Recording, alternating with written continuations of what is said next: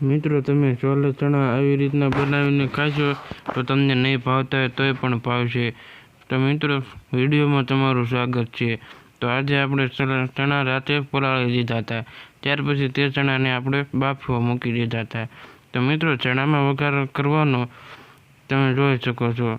સૌથી પહેલાં આપણે ડુંગળી કાપવાનું શરૂ કરી દીધું, ત્યાર પછી લીલું મરચું કાપવાનું શરૂ કરી દીધું છે। મિત્રો તમે જોઈ શકો છો હાવ ઝીણું ઝીણું કટિંગ કરી નાખવાનું, કાંઈ ઘટે નહીં જવું।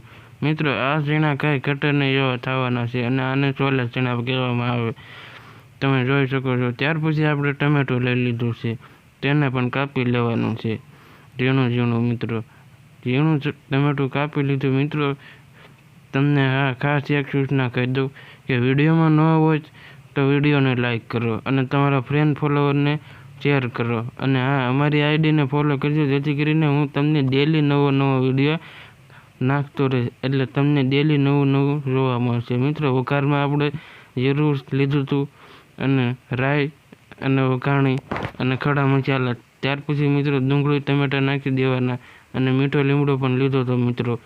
મિત્રો વિડીયો ઉતાવળો છે એટલા માટે બોલવામાં છે આમ તેમ થયું છે।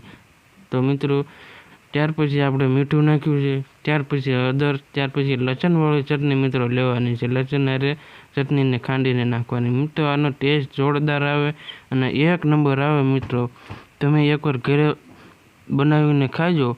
મિત્રો તમે કોઈ દી ન ખાતા હોય તોય તમને ખાવાની મજા આવશે।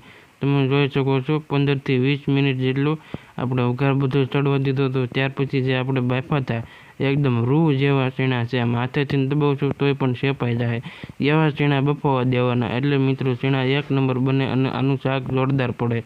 ખાવ તો આમાં મજા જ આવે અને મોજ પડી જાય ભાઈ ખાધા પછી। ત્યાર પછી મિત્રો આપણે હાવ ઉપરથી છેલ્લે લીંબુનો રસ નાખવાનો છે, ત્યાર પછી એ નખાઈ જાય ત્યાર પછી જરાક એવો ગરમ મસાલો પાવડર નાખવાનો છે, ત્યાર પછી બધું આપણે મિક્સ કરી લઈશું સારું, બધા ચણા હારે ભળી જાય એ રીતનો રસ અને મસાલો। તમે જોઈ શકો છો આપણા ચણા બનીને કમ્પ્લીટ થઈ ગયા છે। ત્યાર પછી મિત્રો મળવી એક નવા વિડીયોમાં, ત્યાં સુધી બધાય તમે ચણા ખાઓ।